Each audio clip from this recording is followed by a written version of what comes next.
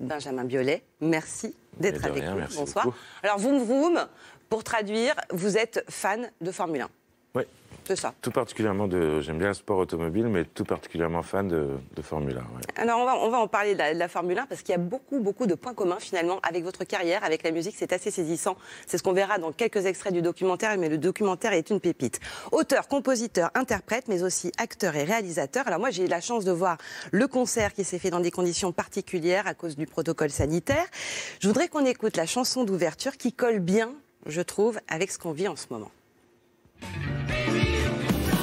Où est passée la tendresse, ce désir fou qu'on avait? Quelle est ta nouvelle adresse? Battu encore les pavés. J'ai cru saisir le contexte. Où est passée la tendresse? T'as plus besoin de prétexte.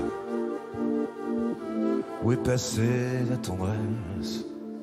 Juste ces 5 mots, où est passée la tendresse, c'est vraiment d'une actualité très forte en ce moment, je trouve. Dès qu'on se retrouve, on se dit ça va pas, on n'est pas bien, on n'a pas le moral. Et où est passée la tendresse? Bon, on se pose la question. J'ai pas la réponse. C'est vrai? Je me tourne vers vous avec beaucoup d'espoir. Mais... Ouais, bah non, un espoir déçu. Non, mais c'est une période où on manque un peu de tendresse, c'est sûr. Mais on en donne chez soi quand même. Je pense que dans l'espace intime, on surinvestit un peu quand même. Je pensais qu'on parlait particulièrement des médias, etc. Mais c'est vrai que dans l'espace intime... On essaye de compenser un peu. Naturellement. Ouais, dans le relationnel, je trouve. Vous je trouve sentez que les gens s'entraident, enfin, se réécoutent, moi, je trouve. Vous le sentez, ça, oui. Benjamin? Dans le cercle amical, dans le cercle familial, oui. Ouais. Il y a plus de prévenance? Oui, puis on se rend compte que tout est si fugace, tout peut changer si vite, qu'on accorde plus d'intérêt aux choses qui nous paraissaient en fait normales, qui faisaient partie du quotidien, mais qui ne sont pas, qui sont la tendresse, le bonheur, la bienséance. Mais en plus, c'est une tendresse contrainte, puisqu'on ne peut pas enlacer qui on veut, comme on veut, au moment où on veut. Et ça me rappelle le travail artistique sous contrainte. Vous savez, les gens qui écrivent en prison, ou les gens qui ont perdu une faculté et qui essayent de s'exprimer autrement. Et finalement, ça passe toujours entre les murs. Il y a toujours un empêchement avant la création. De toute façon, il y a quelque chose de carcéral, même si c'est une liberté aménagée. Ou une semi-liberté qu'on n'a pas le bracelet encore. Non, conditionnel, ouais, c'est ça. Il y a la redécouverte des mots. Oui. Je trouve que les gens redécouvrent la vraie valeur des mots. C'est-à-dire, avant, on parlait de tendresse, amour, amitié, tout ça. On le disait comme ça. Bon. Et là, maintenant, quand on dit à quelqu'un, c'est dans le temps, c'est très fort. On dit on t'aime, tu es mon ami. C'est vrai que quelqu'un qui vous dit 3 mots très simples, genre tu me manques, ça a un impact beaucoup plus fort. Absolument. C'est plus une formule de politesse comme bien à vous. Oui, c'est vrai. On reprend le sens des mots. Donc, un concert, mais toujours pas de tournée à l'horizon, c'est pas encore... Ah si tout va bien en janvier, ça En janvier, là, ça y est, vous y croyez, là? Ben, j'y crois toujours, moi, sinon je serais pas là, d'ailleurs. Mais ça vous a agacé prodigieusement ces derniers temps. Vous avez diffusé cette photo des vieux albums de Martine qui m'a bien amusée, où on voit Martine, la fameuse Martine, dire qu'à défaut aujourd'hui de pouvoir acheter des livres, moi, elle achète du pinard. Ben oui. C'est votre façon de raconter un peu la période. Je suis très content pour les cavistes qu'ils soient ouverts et tout, parce que forcément, mais je vois la vérité des décisions, enfin les conséquences de certaines décisions qui, moi, me semblent un peu ubuesques. Après, j'y connais rien, je ne sais pas ce que vous préférez, je suis chanteur. Oui, c'est vrai, mais bon, vous êtes aussi citoyen, vous avez le droit d'avoir un avis. Je vois, Ça pourrait faire une bonne chanson, d'ailleurs. Je ne suis pas sous-préfet, je suis chanteur. Ouais, voilà. Oui, ça pourrait être... Est-ce que vous souffrez de ce deuxième confinement? Je sais que le premier, vous avez donné finalement beaucoup de bonnes ondes aux gens en interprétant plein de chansons quotidiennement. Je continue, d'ailleurs, je le fais encore, ouais. Bah oui, je souffre beaucoup de ce second confinement, parce que déjà, c'est la seconde fois. Et puis, c'est vrai que dans la musique, personne n'est responsable de ça, mais on n'a pas pu travailler depuis le mois de mars, en fait, puisque les festivals de l'été ont été annulés, etc., sans doute à juste titre. Et nous étions partis pour enfin redémarrer, et ce second confinement nous a vraiment coupé les jambes. Et les programmateurs de spectacles sont devenus des déprogrammateurs. C'est quand même pas un métier que tout le monde a envie de faire, déprogrammateur. Oui, c'est vrai. Voilà encore un autre mot que finalement. Ouais. Oui. Et vous avez utilisé, vous, au printemps dernier, les réseaux sociaux pour faire des chansons, des choses comme ça. Continue, c'est très bien. Ça a changé votre rapport contrarié à certains réseaux sociaux? Parce qu'il y a eu des moments où les réseaux sociaux, c'était pas votre tasse de thé. Non, mais ça l'est toujours pas. Après, moi, ça me permet de poster des chansons pour des gens qui m'aiment bien et d'autres qui m'aiment pas, j'ai remarqué. mais moi, je m'arrête là. Ouais. Je réponds à quelques trucs et tout, mais j'ai que Instagram là pour le citer. Et puis, je suis pas un grand fanatique des réseaux sociaux. Et je pense pas qu'en ce moment, ce soit la réponse, justement. Ah non, surtout pas. Non. Quels sont vos trucs pour ne pas sombrer dans l'enfermement? Est-ce que vous avez c'est la musique? Ça tombe bien, c'est la lecture, c'est le cinéma, c'est la musique, naturellement. Parce que la musique, quelle que soit la situation, je n'écoute. Et puis, finalement, je me rends compte que j'écoute à peu près les mêmes choses, quel que soit ce qui se passe dans le monde extérieur. Je suis pas très vulnérable d'un point de vue du mélomane que je suis. Mais le plaisir de lire, il est immense, c'est nécessaire. Vous avez la possibilité, est-ce que vous êtes autorisé en tant que musicien à réunir 2 ou 3 autres musiciens, soit en studio, soit chez vous, soit pour taper le bœuf, soit pour faire de la recherche, entre guillemets? Absolument pas taper le bœuf à la maison, mais en studio, on a le droit. Il faut dire que les studios d'enregistrement, c'est peut-être les lieux les plus Covid-friendly. Vous savez, je suis là, il y a une vitre et l'ingénieur du son est à peu près à 25 mètres de moi, donc tout va bien se passer. Donc on arrive à faire un peu studio, on reste un peu masqué et tout, mais je crois pas que ça soit très courant. Ouais. Alors justement, on va voir ce que ça donne. On va revoir une autre chanson du concert privé, c'est Ton héritage. Si tu as peur de la foule, supporte les gens. Si tes idéaux s'écroulent au soir de tes 20 ans, et si tout ne se déroule jamais comme dans tes plans, si tu n'es qu'une pierre qui roule, mon enfant. Ça n'est pas ta faute, c'est ton héritage, et ce sera pire encore quand tu auras mon âge.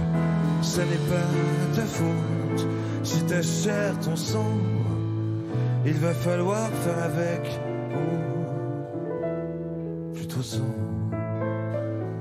Elle est sublime cette chanson et elle parle d'héritage, elle parle aussi de transmission. C'est quelque chose qui est important pour vous, la transmission? Oui, qui est essentiel même, semble-t-il, ouais. Ouais, puis j'ai plusieurs enfants, donc ouais, c'est quelque chose de... C'est quelque chose qu'on pourrait leur dire d'ailleurs. Aujourd'hui, là, ma chère, mon sang, va falloir faire avec le boulevard d'emmerdement qui s'annonce. Oui, en même temps, une situation relativement inédite dans l'histoire de l'humanité moderne. Et c'est une génération qui va pouvoir militer pour les grandes causes qui sont encore les plus importantes, qu'on a un peu mis de côté, qui sont le réchauffement climatique, etc. Et tout, je pense que ils prennent une claque telle, les jeunes, que peut-être ça va créer des vocations. Vous êtes un père comment? Inquiet?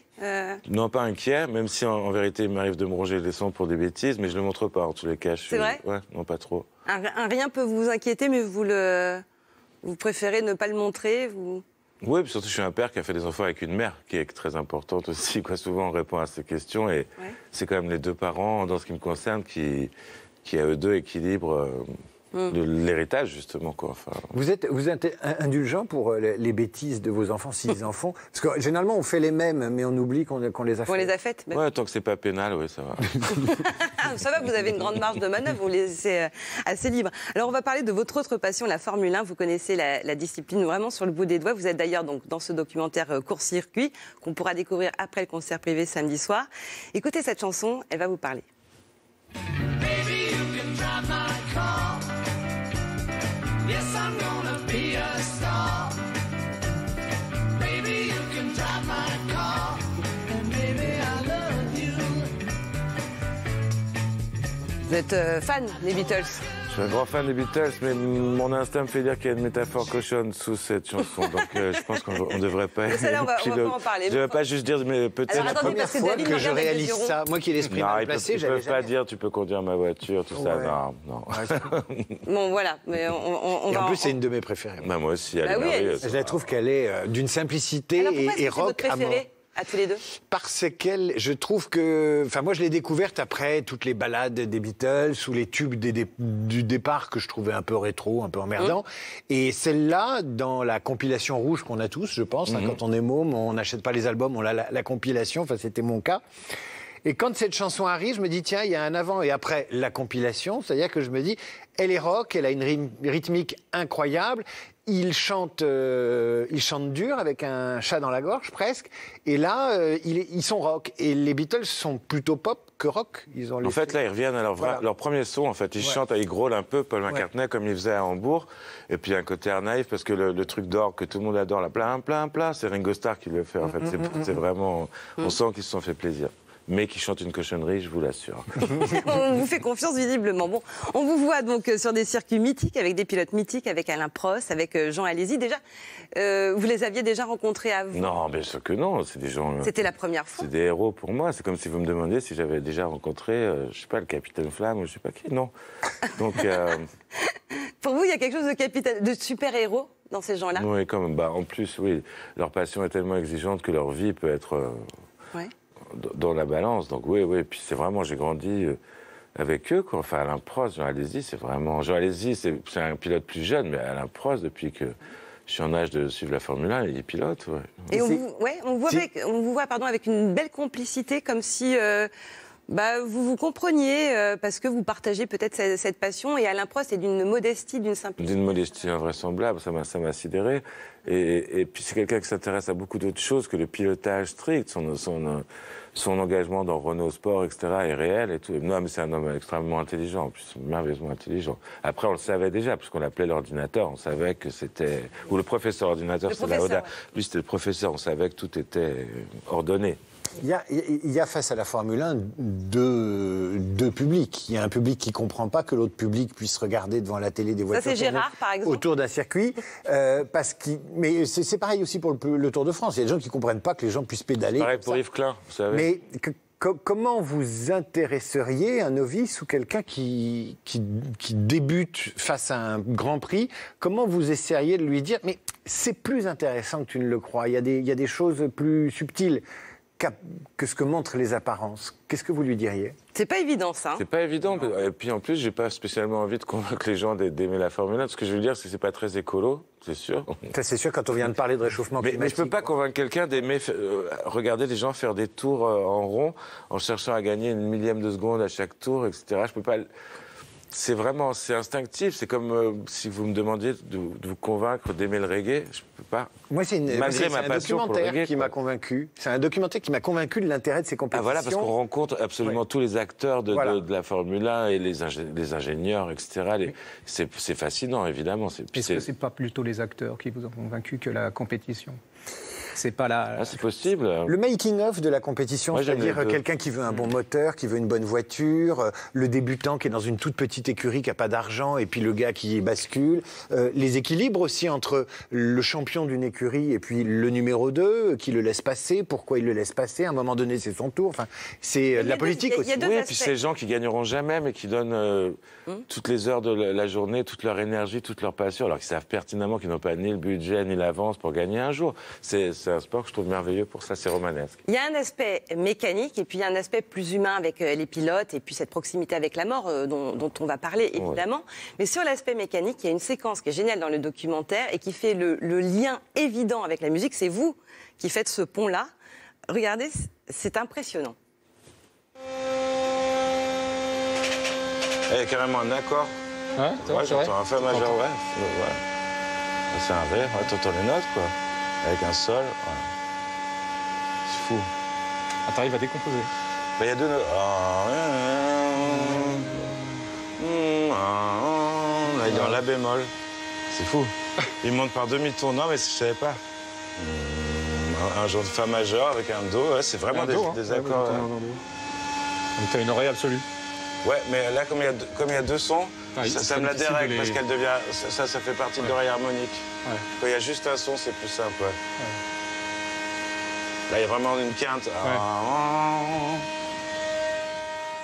Alors, je cherchais en préparant l'émission un extrait. Je regarde donc et je tombe sur cette scène et je me dis c'est invraisemblable quand même. Je savais pas que, mais en fait tout vient du théorème de Pythagore. Donc il y a une grande logique dans le fait que ça fasse des demi-tons et que c'est pour moi un musicien moderne, c'est-à-dire et un musicien occidental, nous on travaille par demi-ton, on n'a pas l'écart de ton, etc. Que je reconnaisse des Les sons, après, je suis tombé sur un ingénieur moteur de chez Renault qui m'a dit qu'en fait, leur tradition, c'était de faire jouer les hymnes nationaux aux moteurs quand ils arrivaient sur un circuit.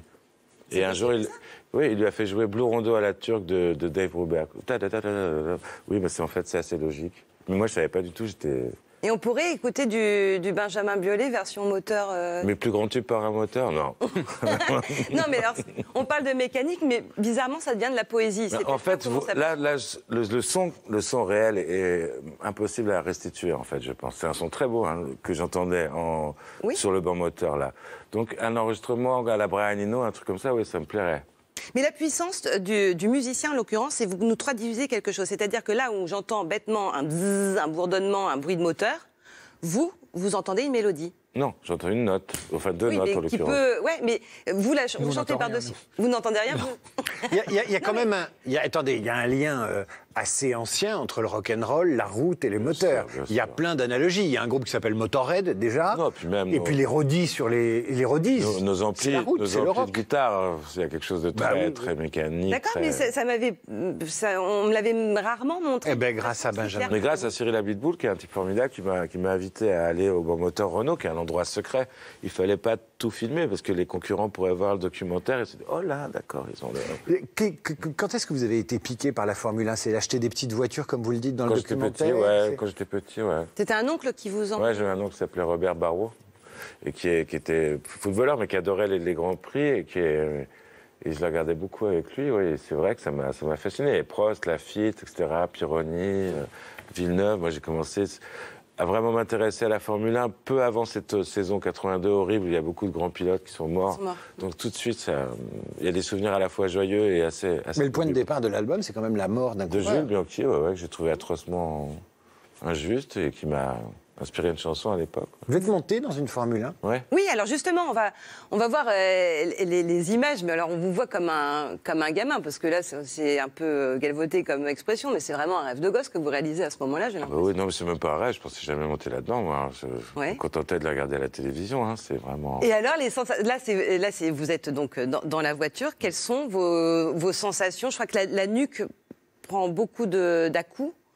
Bah oui, mais mes fesses avaient 153 ans après, puis ma nuque est à peu près le même âge. Non, mais sinon, les sensations sont incroyables. On n'a pas le temps de trouver ça... C'est des sensations complètement inédites au freinage, mais après, comme ça redémarre, et puis j'ai eu la chance de le faire sur le circuit Paul Ricard, où il y a de grands espaces. On n'est pas en train de longer un rail, donc c'est...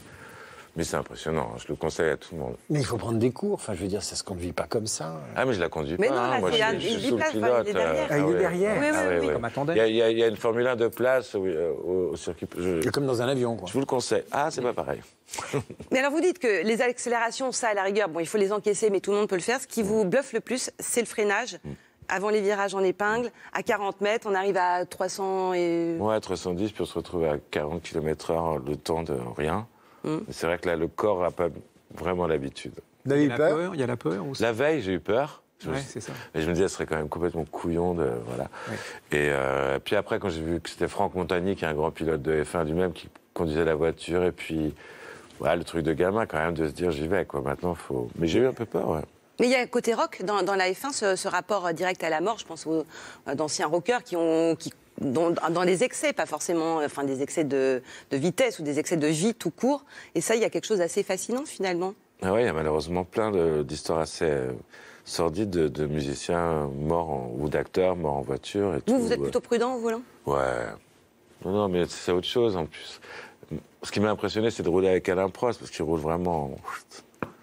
tout ce qu'il y a de plus normal. Ah oui, c'est très drôle, on le voit dans un monospace. Alors c'est assez amusant, vous le découvrez. Il me l'a dit, c'est pas la même chose, quoi. De toute façon, la conduite consiste à faire tout ce qu'il faut pas faire sur le pilotage consiste à faire tout ce qu'il faut pas faire sur la route. Mais je le regardais conduire son monospace, j'étais impressionné par le calme. Tout le monde nous doublait, ça le dérangeait pas. Mais ça, c'est important à rappeler, parce que quand on voit certains qui se prennent sur un circuit de... Je viens de doubler. Oui, il y a plein de gens ce jour-là qui ont doublé à la Prost sans le savoir. Ouais. Oui, mais quand tu vois plein de gens sur la route qui s'amusent à doubler et à se prendre sur un circuit... Eh bien, pas lui, donc c'est une bonne leçon, je pense.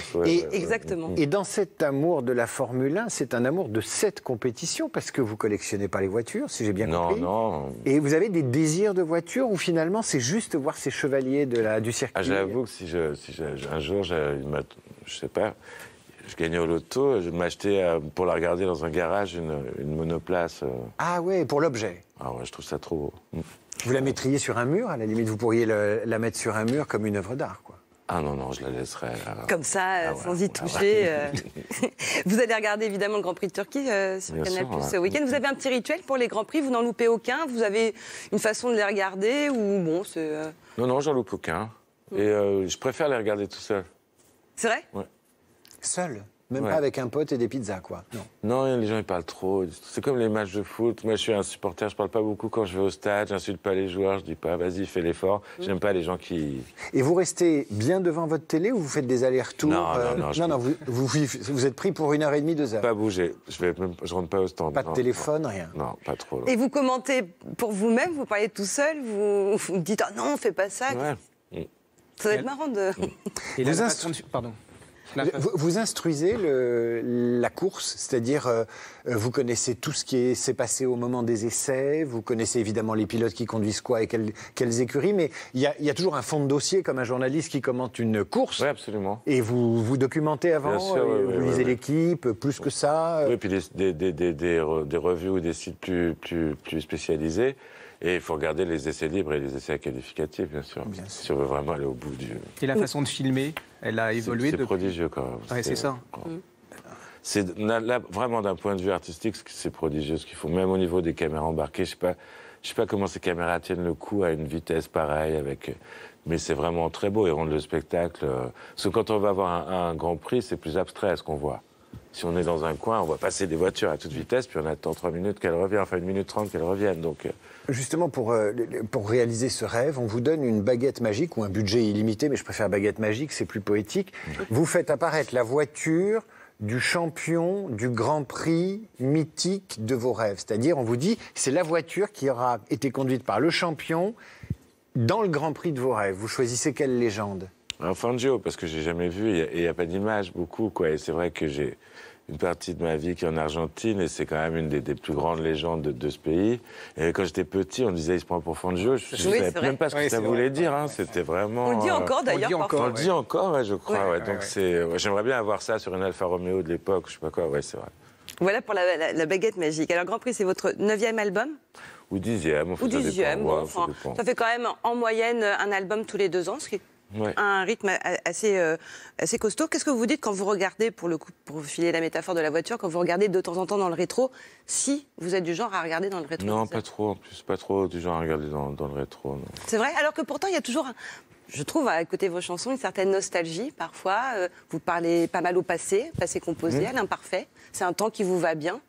C'est plutôt le temps de la nostalgie, mais pas tant que ça. Oui, parce que je vis quelque chose, puis après j'en fais une chanson, ou alors j'imagine quelque chose, je suis témoin de quelque chose, et plus tard j'en fais une chanson, donc c'est souvent pour ça que c'est souvent l'imparfait ou le passé composé.